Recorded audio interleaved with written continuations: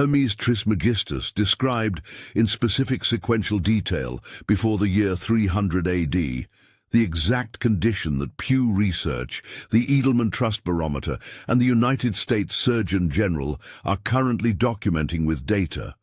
And he did not describe it as one possible future among several, or as a warning that prayer and virtue could avert, or as a metaphor for the eternal human struggle against sin.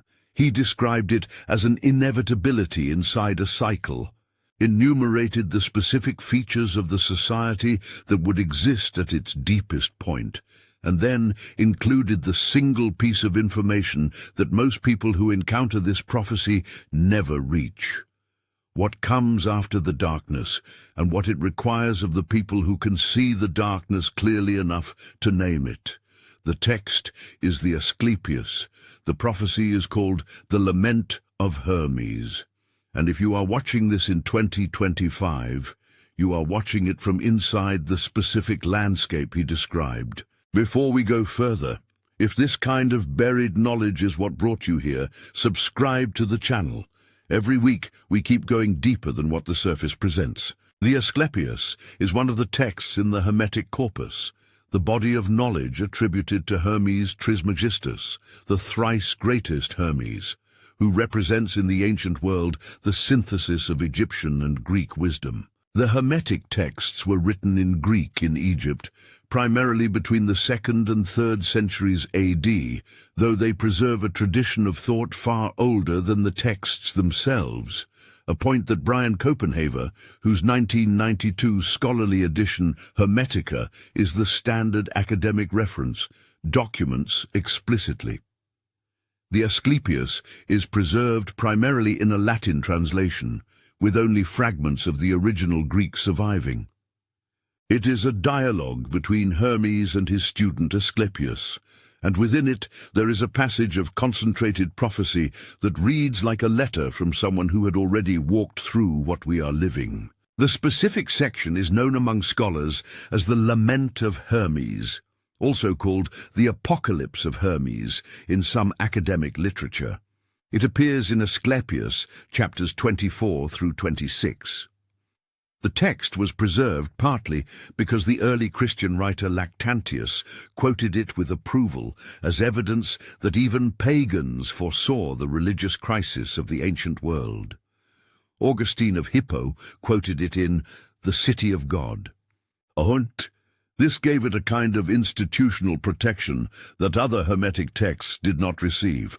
The lament survived not despite its disturbing content, but because its disturbing content was useful to the tradition that preserved it, which should tell you something about what kind of knowledge survives the most dangerous crossings of history. Here is something that distinguishes the lament from every other ancient warning about civilizational decline. Something you can feel in the text, even through translation.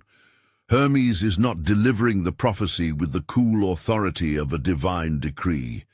He is delivering it with grief. The passage opens with his mourning, his genuine sorrow at what he is describing. Ancient prophecy literature almost never does this. The prophets speak with authority. The oracles speak with ambiguity. Hermes weeps, and the weeping tells you that this is not a prediction delivered from outside the system. It is an observation made from inside the love of what is being lost. Grief as the credential of understanding. That is a different kind of knowledge. Most ancient warnings about civilizational decline describe external forces, invasions, disasters, the wrath of God falling on a disobedient people. The mechanism is external, the cause is external. The solution, repentance, sacrifice, realignment, is available through will and choice. The lament is not this kind of prophecy. Hermes does not describe external forces destroying the sacred tradition. He describes the tradition being abandoned from within. The gods do not conquer the earth. They leave it because they are no longer wanted. The darkness does not invade the light. The darkness is chosen. The decline in the lament is not something done to humanity. It is something selected by humanity. That is what makes it the most disturbing prophecy in the Hermetic literature, and the most precise description of the current moment. So what specifically does Hermes describe? He names 8 conditions that will characterize the age of maximum decline, 8 specific features that the society at the bottom of the cycle will exhibit. Each one is distinct, each one is verifiable, and each one, examined against the current data, corresponds to something that is not a matter of interpretation or spiritual feeling, but a documented, measurable condition in the world we are living in. The question is not whether these conditions exist. They do. The question is whether you are willing to follow Hermes's description all the way to its end, because the end of the lament is where the part most people miss is located.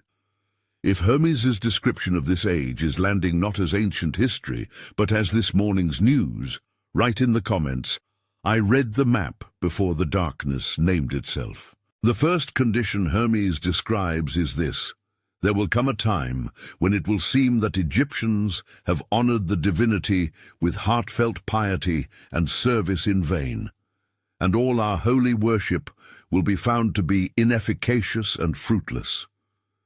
Read that carefully.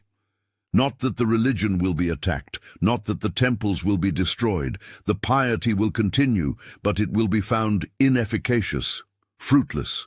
The form persists, the content empties, the prayers are still said, the rituals are still performed, the churches are still attended, but the substance that made the piety produce something real. That substance quietly evacuates, and the form continues without it. This is not dramatic persecution. This is something quieter and harder to see. And in a culture that tracks participation rates but not depth of contact, it is almost impossible to detect. Pew Research 2023. 41% of Americans say religion is very important in their lives. In 1998, the same question, 60%, a 19-point drop over 25 years, and the rate of decline is accelerating, not stabilizing. But the raw participation numbers tell only part of the story. The more revealing data is in the follow-up questions about what religion actually produces in the respondents' daily life. The percentage of Americans who say their religious beliefs produce a tangible sense of connection to something beyond the self fell faster than the affiliation numbers. Affiliation fell, but depth of contact fell faster. The form remained longer than the substance did. Inefficacious, fruitless. Those are the words Hermes used. That is the data Pew is documenting. They are describing the same condition. The second condition: the gods will return from earth to heaven. Egypt will be abandoned. This is the most misread line in the lament, and how it is misread tells you everything about the problem the prophecy is describing. The standard reading: the Egyptian religion ended, the old gods were forgotten, and Hermes was accurately predicting the historical decline of the ancient Egyptian tradition. This is true historically, but the Hermetic reading, the reading consistent with how the Hermetic texts use language, points to something different. In the Hermetic corpus, Egypt is not a geographic location. It is a state of consciousness, the state of direct living alignment with the divine principle. When Hermes says the gods will return from earth to heaven and Egypt will be abandoned, he is describing not the end of a religion, but the withdrawal of direct spiritual contact from the majority of human experience. Imagine the inner landscape of a person for whom the divine is a living presence, not a theological position, not a cultural identity, not an affiliation recorded on a survey form, but a direct, available reality that shapes how they move through each day. Now imagine a world in which this kind of experience becomes progressively rarer, not because it becomes impossible, but because the cultural, institutional, and attentional environment makes it progressively more difficult to access and progressively more embarrassing to claim. Egypt has not been conquered, Egypt has been vacated, the people are still there, the rituals are still performed, but the living contact, the gods walking on earth in the language of the lament, has quietly returned to heaven, because the conditions on earth no longer sustain the descent. The third condition. The land that was once the home of religion will be left desolate. Not destroyed, desolate, empty of life. The buildings remain, the calendar continues, the vocabulary persists, and the interior landscape, the land itself, stands quiet, emptied of what made it alive. If this content is opening something in you, take a second to like this video. It helps more people find this material at exactly the moment they need it. The 2023 American Perspective Survey, conducted by the Survey Center on American Life, found that the median American adult has 3 close friends today, compared with 5 in 1990. In 2021, the United States Surgeon General Vivek Murthy issued a formal advisory declaring loneliness a public health crisis, a designation reserved for conditions that produce measurable physical harm at the population level. Approximately 50% of American adults report sometimes or always feeling lonely. Half the population of one of the most connected countries in human history reports interior desolation, not dramatic suffering, a quiet emptying. The structures are intact. The warmth that once lived in them has become harder to find. Desolate. The word Hermes used was the right word. The fourth condition is the one that gives the lament its most disturbing character. There will be those who prefer darkness to light. Not who are forced into darkness, not who fall into darkness through weakness or sin, who prefer it. This is the line that requires the most careful examination, because the word prefer is doing more work here than it appears to be doing at first reading. And to understand what Hermes means by the word prefer, you need to look at what word he was actually writing, because the translation collapses a distinction that changes the entire meaning of the prophecy. The Latin text of the Asclepius uses the phrase tenebras luci prefer, to prefer darkness over light, but the Greek philosophical tradition that underlies the Latin text preserves a more specific concept for this kind of darkness. It is not skotos, physical darkness, the mere absence of light. The word that the Hermetic tradition uses for the darkness that humanity chooses is closer to lethe, forgetting, concealment, the active turning away from what is visible. In Greek cosmology, lethe is the river of forgetting, the river that souls are said to drink from before re-entering embodied life, causing them to forget their divine origin. What Hermes is describing in the fourth condition of the lament is not darkness happening to humanity. It is humanity choosing to drink from the river of forgetting while still alive, not through weakness, through preference. I've put something in the first pinned comment for those who are ready to go deeper than a single video can take you. Check it there when you're ready. The behavioral evidence for this preference is in the algorithmic data. The average American adult spends 7 hours and 4 minutes per day with digital media, the majority of it content specifically designed and optimized to produce arousal without information. MIT Media Lab researchers found in 2018 that false information spread 6 times faster on social media than true information, not because users are deceived, but because false information is more emotionally stimulating. The algorithm learns and surfaces what produces the most engagement. The engagement data shows that humans, in aggregate, consistently select the more stimulating option over the more informative one. This is not a failure of intelligence. It is a preference, a revealed preference, in the language of economics, what people actually choose when they are free to choose. Tenebras luci prefer. They prefer darkness to light. The Latin was accurate. The fifth condition, no one will look to heaven. In the Hermetic cosmos, looking to heaven is not a figure of speech about prayer. It is a technical description of a specific orientation, maintaining the transcendent source as the primary reference point for all other judgments, decisions, and priorities. It means treating the development of consciousness as the primary project of a human life, rather than as an optional supplementary activity fitted into the gaps between economic production and social performance.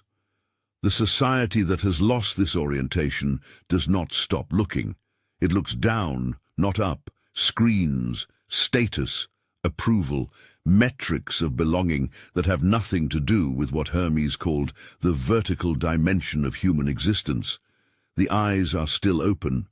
The direction has changed. Gallup conducts an annual survey of American values and life goals, tracking what people identify as their primary personal objective. The percentage of respondents who list becoming wiser or understanding reality more deeply as a primary life goal has remained below 5% since the survey began collecting this data. The dominant responses are financial security, being a good parent, and maintaining good health, all legitimate, all valuable. None of them are looking to heaven in the Hermetic sense.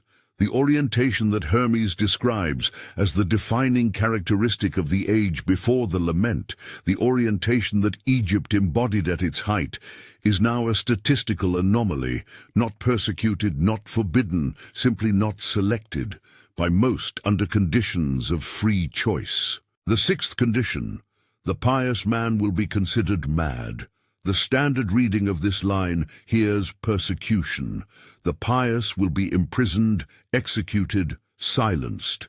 This is not what Hermes writes. He writes considered, not treated as. Considered mad. The mechanism is not violence. It is something quieter and more complete, social reclassification. The person who organizes their life around an interior practice, who treats the cultivation of consciousness as a serious priority, who speaks about the transcendent dimension with genuine rather than ironic engagement, is not imprisoned in 2025. They are simply not taken seriously in the conversations that distribute resources and attention, not credentialed in the frameworks that determine whose voice counts. The madman in the lament is not a martyr. He is a person who has become irrelevant to the operating system of the culture. That is more effective than persecution. You cannot make a martyr out of irrelevance. The sociological data behind this sixth condition is in the General Social Survey conducted by NORC at the University of Chicago. The percentage of Americans identifying as spiritual but not religious has risen from approximately 20% to 35% between 2000 and 2022, a demographic that presents itself as having the inner orientation Hermes describes as essential. But within this category, the percentage who engage in any regular contemplative practice, daily meditation, systematic prayer, serious study of primary spiritual texts, is below 10%. The vast majority who claim the identity do not practice anything. The label has become a cultural credential, and that substitution, the form of spiritual identity without the substance of spiritual practice, is precisely the condition Hermes describes as the most subtle expression of the lament's dynamic. The seventh condition, laws, will replace wisdom. Read this carefully. Not laws will complement wisdom, or laws will codify wisdom. Replace it. The distinction Hermes is drawing is between a society organized around the cultivation of internal wisdom, the capacity for right judgment that comes from genuine alignment with what is real, and a society organized around external compliance with procedural rules. In the first society, the question asked of any action is this aligned with the good? In the second, the question is, does this comply with the procedure? The first society treats wisdom as the foundation and law as the expression. The second society has removed the foundation and kept the expression. which means the expression increasingly floats, untethered, from anything that gives it moral weight. The wisdom they were meant to express becomes inaccessible. In 1981, philosopher Alasdair MacIntyre published After Virtue, which made a specific and disturbing argument that modern Western moral discourse had lost access to the framework that gave its concepts coherent meaning. The language of ethics, rights, duties, justice survived, but the tradition that made those concepts intelligible had been abandoned. What remained was the vocabulary of moral reasoning without the substance. MacIntyre describes this as the defining problem of modern civilization. Hermes described it as the defining feature of the age of maximum decline. Both are describing the same structural condition, the institutions of moral reasoning persisting long after the foundation of wisdom that gave them their authority has been quietly withdrawn. The building stands. The ground beneath it is different. The eighth condition, they will prefer what is worthless to what is precious. In 2023, the three highest revenue entertainment categories globally were streaming services driven by algorithmic content selection, short-form video applications optimized for maximum engagement per second of exposure, and gaming platforms designed to sustain attention through variable reward mechanisms. The global market for what ancient traditions would have called wisdom literature, philosophy, primary spiritual texts, contemplative studies, serious engagement with questions of meaning and consciousness, represents less than 0.5% of the entertainment industry's total revenue. Hermes is not describing this as a moral failure. He is describing it as the mechanical consequence of the preference for lethe, the choosing of forgetting over the discomfort of genuine orientation. When forgetting is more stimulating than remembering, the worthless displaces the precious. The objection most likely forming in your mind right now is a reasonable one. Every age thinks it is living in the most fallen time.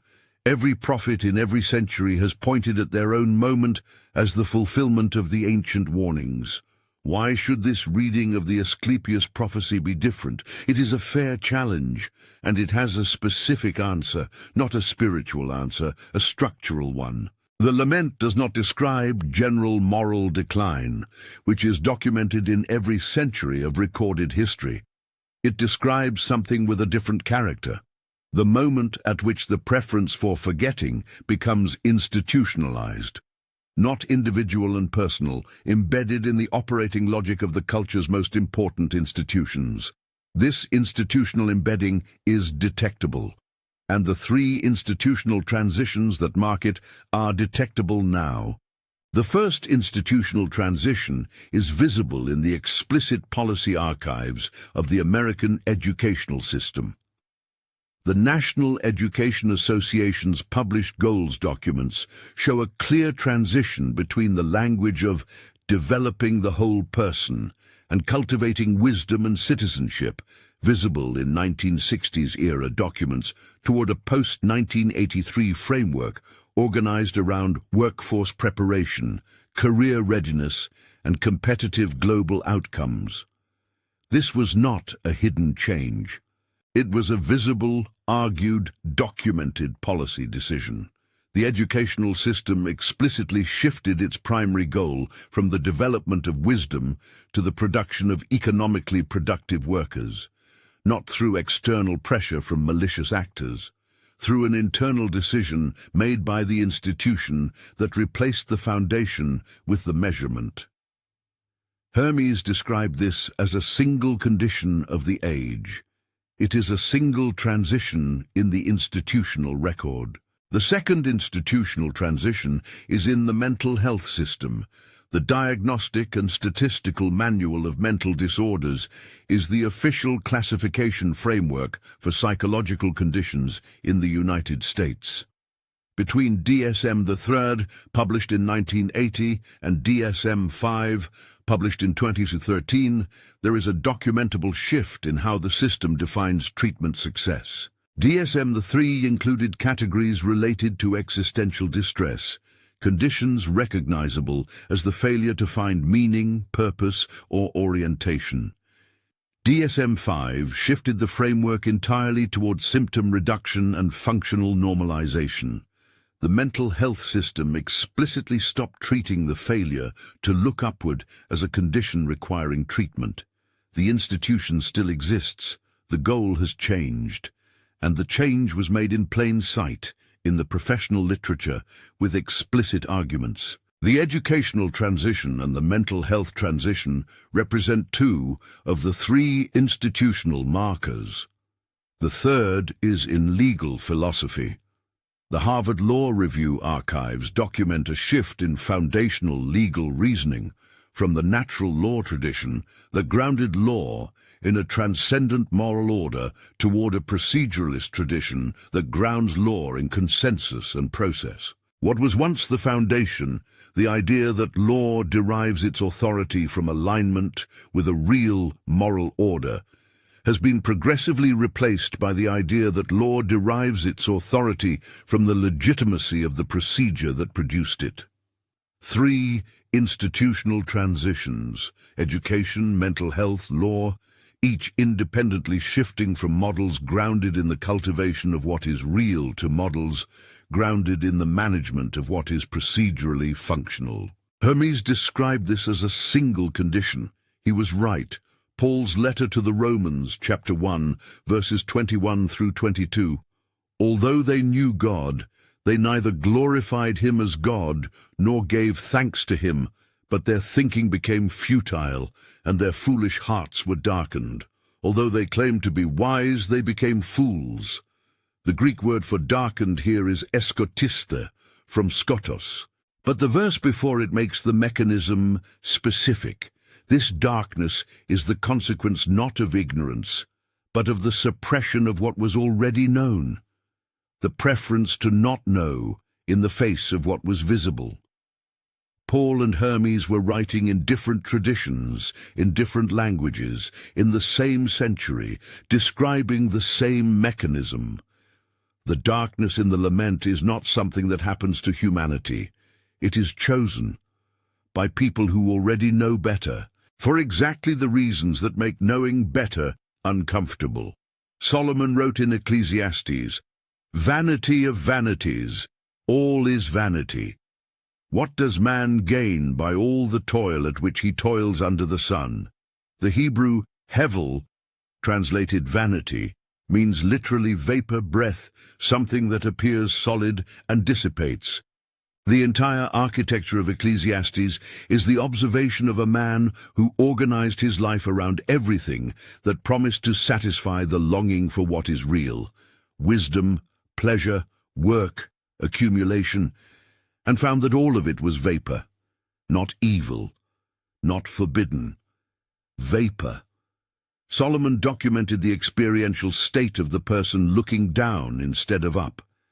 Hermes documented the civilizational state of a culture that has institutionalized the looking down. The same experience, documented from two different vantage points. The Hindu and Buddhist traditions have a specific term for the age Hermes describes: the Kali Yuga, the Dark Age, the age in which the connection between human consciousness and its divine source becomes maximally attenuated. The Kali Yuga in the Hindu cyclical framework is characterized specifically by the replacement of direct spiritual knowledge with ritual formalism, the prioritization of wealth and status over wisdom and virtue, the rejection of the transcendent as primary, and the preference for immediate sensation over the cultivation of inner development. 3 independent traditions, Hermetic, Judeo-Christian, Hindu-Buddhist, separated by geography, language, and century, describe the same structural condition with the same specific features. When 3 cartographers working independently on opposite ends of the Earth produce maps of the same coastline with matching details, the coincidence explanation runs out. They were all mapping the same coast. At some point, the coincidence explanation runs out. When three geographically isolated traditions independently describe the same specific sequence of institutional transitions and behavioral shifts, with the feature-by-feature precision that the lament demonstrates, the coincidence hypothesis becomes more demanding than the alternative. The alternative is that these traditions were independently mapping a real phase in the cycle of human civilization. A phase with a character, a duration and a sequel, just as the individual consciousness passage through its deepest states has a character, a duration and a dawn. The map was drawn from multiple angles. The territory is the same. Here is the parallel that the ancient navigational traditions preserve, and that Hermes encodes in the lament. The individual consciousness enters its deepest darkness at the lowest point of the nocturnal passage. The sixth hour of the duat, the deepest descent before the turning point. The solar principle navigates this darkness and re-emerges.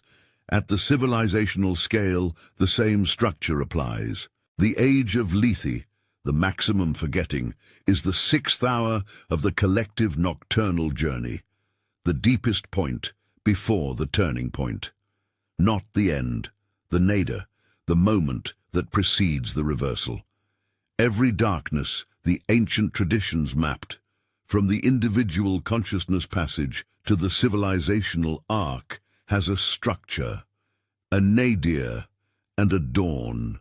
This is where the lament diverges most sharply from the religious and secular accounts of civilizational decline, and where Hermes is most precise and most disturbing. The religious account says human sinfulness is causing the decline. Repentance can avert it. The secular account says specific policy failures are causing the decline. Better policy can correct it. Both accounts describe an avoidable future. Hermes describes neither. The lament does not say this will happen if you are not careful, or that repentance can avert it. It says this is the structure of the cycle. The pendulum has swung to its left extreme. The depth of that swing is determined by the depth of the previous swing to the right.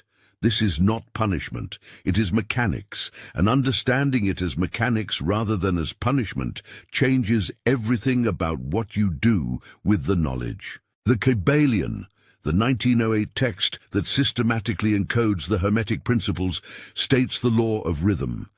Everything flows out and in, everything has its tides, all things rise and fall. The pendulum swing manifests in everything. The measure of the swing to the right is the measure of the swing to the left. Rhythm compensates. In the Hermetic framework, this is not a metaphor. It is a description of the operating logic of the universe at every scale, individual, cultural, civilizational, cosmic.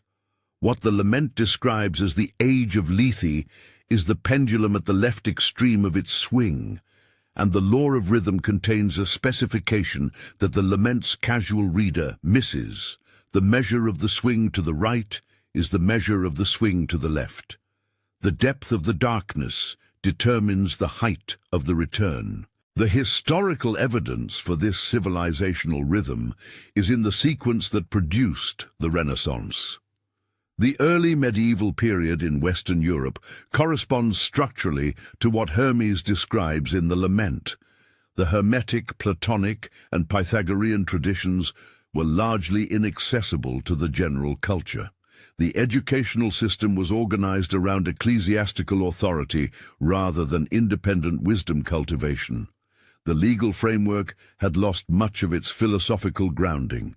And then, not through a single dramatic event, but through the recovery of access to the preserved texts, first in the Islamic world and then in the Italian academies, the Renaissance emerged, not as the defeat of the darkness, as the mechanical completion of the cycle. The pendulum reached its left extreme and began its return. The law of rhythm operated at civilizational scale, exactly as it operates at every other scale. The return did not come from the majority, it came from the transmission lineages, the scholars in the Islamic world who had preserved the Greek texts through the medieval period, the Neoplatonist philosophers at the Florentine Academy who had kept the Platonic tradition alive, the contemplative orders that had maintained the inner practices through the period when institutional religion had largely substituted formalism for wisdom contact. The Renaissance was not a popular uprising. It was the surfacing, after the darkest point, of what had been preserved during the darkness by people who understood what they were carrying and why it needed to survive. The apokatastasis was made possible before it was visible, by people who did not know when the cycle would turn, but who acted as though the preservation mattered, regardless of when the turning came. The fragments of light in the age of Lethe do not announce themselves. They do not hold institutional authority. They do not appear on the platform of the culture's dominant conversation. They keep the knowledge. They practice the knowledge. They transmit the knowledge when the transmission is real. They keep their orientation. And they wait, not passively, but with the specific kind of active readiness that preserving something real through a period that does not value it actually requires. Something in you registered this video as worth watching. Not the algorithm alone, though the algorithm surfaced it. Something in you selected it from among the 10,000 other options competing for your attention at this moment. That selection is data. Not about your spiritual development or your destiny or any of the dramatic categories that spiritual content often uses to describe what is happening when someone pays sustained attention to something real. It is simpler than that. It is data about your orientation, about what you, under conditions of free choice, turn toward when you are free to look in any direction. And the reason that matters in the context of the lament is this. The person Hermes describes as maintaining orientation through the age of Lethe is not identified by their beliefs or their affiliations or their claims. They are identified by their attention, by what they consistently look toward when the culture is consistently looking elsewhere. The contemplatives who preserved the wisdom through the medieval period were not identified by their institutional positions.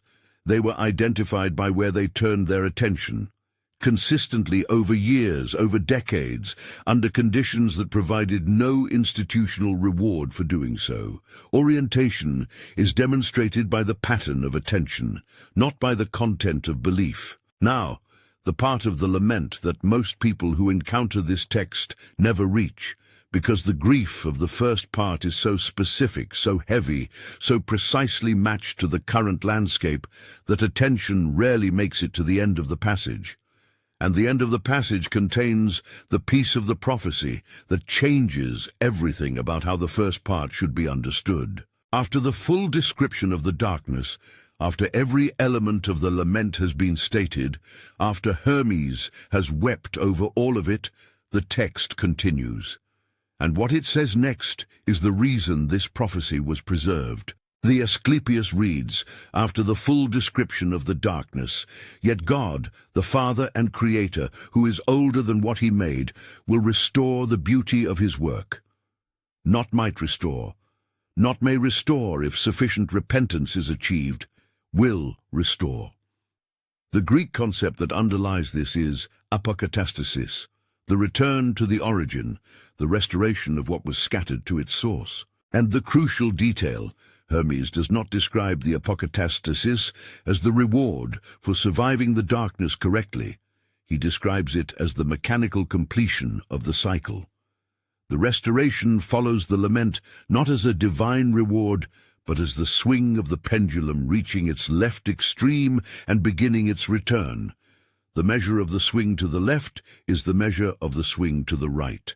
The lament is deep. The restoration will be proportional. What does the Greek concept of apokatastasis actually mean? The word comes from the verb apokathistemi, to restore, to return to a former condition, to bring back to the origin. In the Stoic philosophical tradition, apokatastasis referred to the cyclic restoration of the cosmos to its original state after a great period. not a supernatural intervention, but a natural completion of the universal cycle.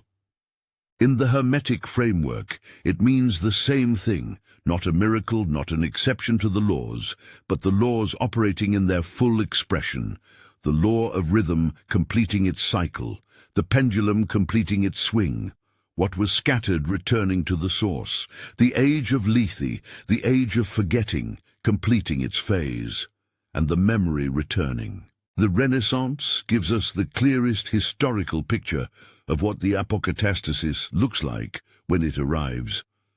Between approximately 1400 and 1600, the Hermetic, Platonic and Pythagorean traditions, largely inaccessible in Western Europe for nearly a millennium, became available again through a specific sequence of events.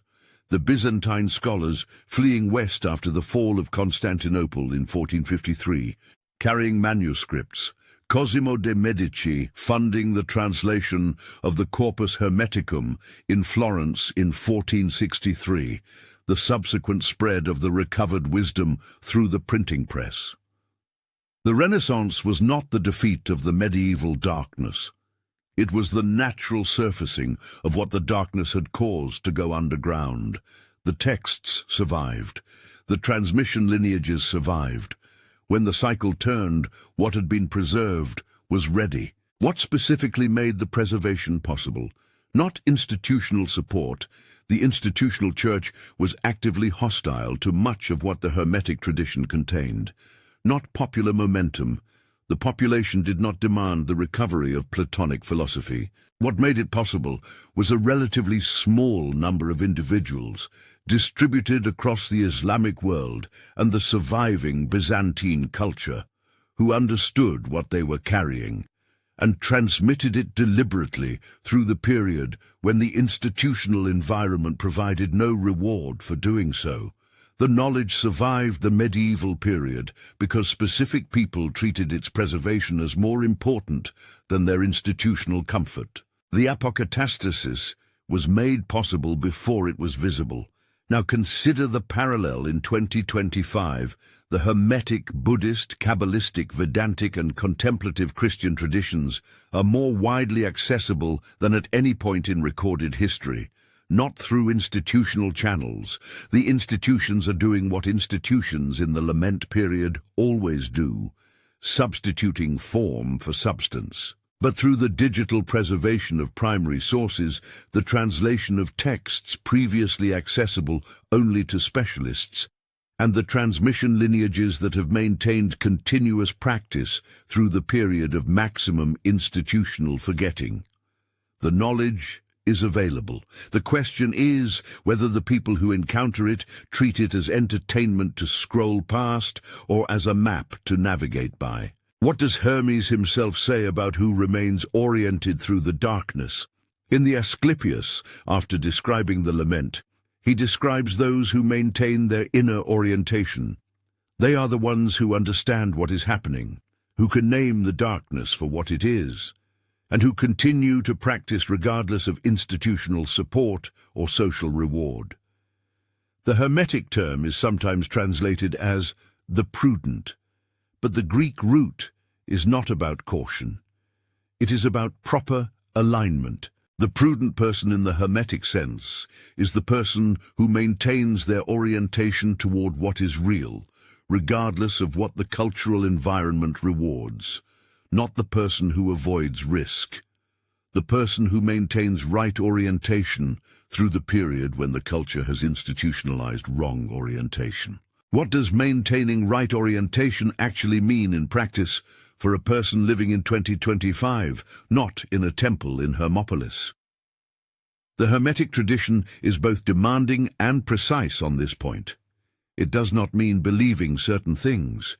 It does not mean affiliating with certain institutions. The Hermetic diagnosis of the lament period is that the institutions have substituted form for substance, and the person who joins the institutions in order to maintain their spiritual credentials is participating in the substitution, not resisting it. Maintaining right orientation means continuing to actually practice, to actually engage with the cultivation of consciousness as a living reality in daily life, regardless of whether the practice produces social status, institutional credibility, or the approval of the people whose approval the culture has trained you to seek. The practical instruction that follows from this is counterintuitive to almost every model of spiritual action that the contemporary spiritual marketplace offers. The marketplace says, spread the knowledge, reach more people, build the movement, change the culture. These are not bad impulses, but they are not what Hermes describes as the task of those who can see the lament. What Hermes describes is simpler, harder, and less publicly rewarding. Maintain the practice. Embody what the darkness is forgetting. Not louder, deeper, not broader, more precise. The person who does this is not a failure for not reaching more people. They are doing the specific thing that makes the apocatastasis possible when the cycle turns. Presence over platform, depth over reach, keeper over campaigner. This is not a counsel of retreat. It is a precise reading of what the structure of the lament requires. In the deepest navigation passage, the individual's sixth hour, the collective darkness, the appropriate response is not combat with the forgetting. It is the maintenance of the remembering. The bar does not fight the forces of dissolution in the deepest hour of the duat. It navigates by orientation. At the civilizational scale, the age of lethe is the sixth hour. The forces of dissolution, the preference for lethe, the institutionalized forgetting, are not defeated by argument or volume. They are navigated by the people who maintain sufficient inner orientation to move through the darkness without losing their heading. Hermes grieves in the lament. He does not despair. This distinction is significant, and the Asclepius makes it visible in the text itself. Grief is the acknowledgement of the reality and significance of what is being lost. Despair is the conclusion that the loss is final and the restoration impossible. Hermes grieves because he genuinely understands the value of what the darkness will obscure. He does not despair because he genuinely understands the mechanics of the cycle. The grief is evidence that he loves what is being lost. The lack of despair is evidence that he understands the law of rhythm. Grief without despair is available to anyone who can see the darkness clearly enough to name it without being consumed by it. Something in you may be grieving right now, not anxiously, not dramatically, quietly. The way you grieve a beautiful thing that is being forgotten by people who never knew what it was. If that is what is happening as you watch this, that response is not a symptom of something wrong. It is a symptom of something working correctly, of the part of you that still looks upward, recognizing the landscape that Hermes described. The grief and the recognition are the same thing. They are evidence of orientation. The person who does not grieve the lament has not understood it. The person who grieves it and then despairs has understood the first part, but not the second. Hermes models both: genuine grief, genuine understanding that the cycle will complete. Two people encounter the lament. The first fights the darkness, campaigns against the forgetting, argues with the institutions, rallies against the current condition. And slowly, the magnitude of the tide wears them down, because the age of lethe does not yield to argument. It is a phase of the cycle, not a policy error. The second person does something different, not louder, not more publicly, not in ways that produce social credit within the institutions that have substituted form for substance. The second person embodies what the darkness is forgetting. They practice. They maintain their orientation. They transmit when the transmission is real. They understand that their function in this phase of the cycle is not to defeat the lament, but to be one of the things that the apocatastasis finds intact when the cycle turns. To be a carrier of what the restoration will require, not a martyr, not a warrior, a keeper. The distinction between the fighter and the keeper is the distinction between trying to turn the pendulum back at its extreme and standing ready for the moment when the pendulum's own mechanics begin the return. The keeper is not passive. The keeper is doing the specific work the cycle requires. Hermes's closing instruction in the Asclepius, after the lament, after the promise of restoration, as his final word to Asclepius, is not a list of practices or a ritual protocol. It is a single directive. Consider what you are. Not consider what you should become. Not consider what the tradition requires of you. Consider what you are, meaning look clearly at what has remained oriented within you through the current age. What in you has continued to look upward when the culture looked down? What in you has refused the river of forgetting while the institutions rewarded drinking from it? What in you recognized Hermes' description of the darkness before this video named it? That thing, whatever it is in you, is what Hermes is addressing, and it already knows what the apokatastasis will require of it. There is data for the quiet turn that precedes the visible apokatastasis. Pew Research's 2023 Global Religious Futures Report found, in a data point that received almost no coverage, that the populations with the highest rates of new contemplative practice adoption, not institutional affiliation, but active, regular engagement with actual practice, are the populations with the greatest access to the pre-institutional contemplative traditions, where people can encounter the Hermetic, Buddhist, Vedantic and Kabbalistic traditions in their pre-institutional forms through direct access to primary texts, serious translation projects, and teaching lineages untouched by the institutional substitution. The rate of practice adoption is rising. The institution is emptying. The deep tradition is finding its people. This is not the apokatastasis, the full restoration, the pendulum completing its return, the dawn after the 6th hour, is not yet here. What is here is the condition that the apokatastasis requires. People who have maintained their orientation through the age of Lethe, who understand the mechanics of the cycle, who are available as carriers of the knowledge when the culture is ready to receive it. The condition precedes the event. The transmission lineages are intact before the institutions are ready to receive the transmission.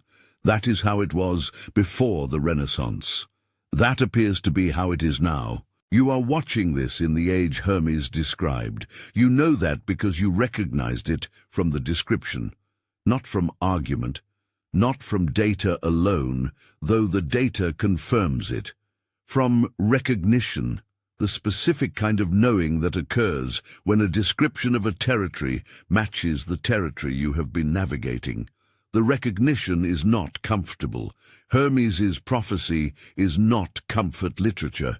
It is navigation literature. And the difference between comfort literature and navigation literature is this. Comfort literature tells you what you want to hear. Navigation literature tells you where you are.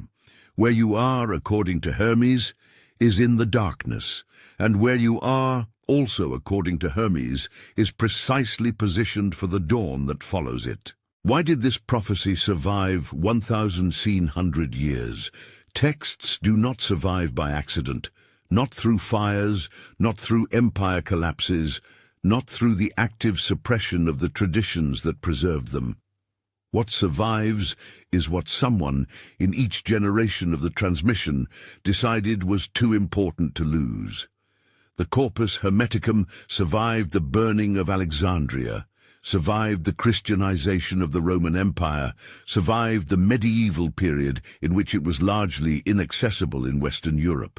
It survived because the Islamic scholars at the House of Wisdom in Baghdad thought it was worth copying, because the Byzantine scholars carried it west when their world was ending, because Cosimo de' Medici thought it was more important than anything else on his desk that year. The knowledge that survives is the knowledge that people have treated as irreplaceable. The specific mechanism of the Corpus Hermeticum's survival is documented in the history of transmission. What is relevant here is the pattern. In each period of the transmission, the text passed through a crisis in which its loss was genuinely possible, and in each crisis, someone treated its preservation as more important than their own institutional comfort. The Islamic scholars who copied and annotated the Greek texts were working in the intellectual margins of a culture oriented differently. The Byzantine scholars who carried manuscripts west were doing it while their civilization was collapsing around them. The Florentine translators were working against the explicit preferences of the institutional hierarchy. The text survived because the people who preserved it understood that they were not preserving it for themselves. The reason you recognized Hermes's description of the current age is not that you have studied the Hermetic corpus extensively. It is that the description matches the observable landscape of your life, the institutional landscape, the cultural landscape, the interior landscape. Something in you has been navigating the age of Lethe for years without a name for it. The quiet exhaustion of maintaining an interior practice in an environment that provides no institutional reward for it. The sense of having access to something real that the people around you are not accessing, not because you are spiritually superior, but because you are oriented differently. Hermes named that landscape 1,700 years ago. The name does not change the landscape, but it changes what you can do within it. The age has a name, it always did. The name is Lethe, the active choosing of forgetting. And the map was drawn before the age was fully in motion, and the map includes the dawn. The closing instruction of the Asclepius, "Consider what you are," is not a philosophical suggestion. In the Hermetic framework, it is an initiatory directive. It points to the work that the age of Lethe both makes more difficult and makes more necessary, the precise identification of the part of you that has not forgotten. The part of you that still looks upward, that still treats the cultivation of inner orientation as a serious project, that still finds the deep traditions, Hermetic, Buddhist, Kabbalistic, Vedantic, recognizable as maps rather than as artifacts. Identifying this part of you with precision, understanding its nature, its needs, its relationship to the rest of your life, is the most important work available to a person living in the darkness Hermes described. Not the most visible work, not the most rewarded work, the most important. Recognition of the lament is not a verdict on your future. It is information about your context. A verdict is final. A context is navigable. The person who receives Hermes' description as a verdict, who concludes from it that the darkness is the end of the story, that the forgetting is permanent, that the restoration is too far away to be relevant, has understood the lament, but not the law of rhythm that gives it complete meaning. The person who receives Hermes' description as context, as information about the current phase of a cycle with a known structure and a known completion, can use the recognition to orient, not to escape the darkness, to navigate it with the specific knowledge that orientation is what the apokatastasis will require of them. There are two ways to encounter a prophecy that describes the age you are living in. The first, receive it as confirmation of despair, evidence that the world is broken, that the darkness is winning, that the people who can see it are isolated and powerless against the scale of the forgetting. This response is understandable. It is also exactly the response that the age of Lethe is designed to produce in the people who can see it, because a person in despair cannot carry light. The second way is Hermes' way. Receive the prophecy as navigation intelligence, as the instrument that tells you where you are in the cycle, not to escape it, but to navigate it with orientation intact. What the apokatastasis will require of its carriers is specific, not the ability to defeat the darkness. The darkness is not defeated, it completes. Not the ability to reach the largest number of people. Transmission in the lament period is not primarily about scale. What the restoration will require is what the pre-Renaissance keepers provided, people who maintained their inner orientation through the deepest part of the cycle, who preserved their contact with what is real, who kept the practices alive and the transmission intact, and who were available, when the pendulum began its return, to be the first points of contact between the restored orientation and a culture ready to receive it. The Renaissance did not come from the people who fought the medieval period. It came from the people who preserved what the medieval period could not destroy. Consider the hour at which you found this, not the calendar date, the interior moment, where you were in your own navigation when this arrived, the specific combination of recognition, grief, and quiet orientation that brought you here and kept you watching through the full weight of the lament.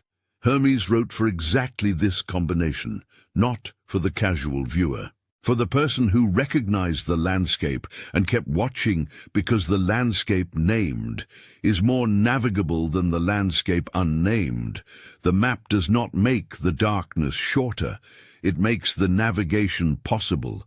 And the navigation, maintained through the darkness, oriented toward the dawn, is what Hermes called coming forth by day.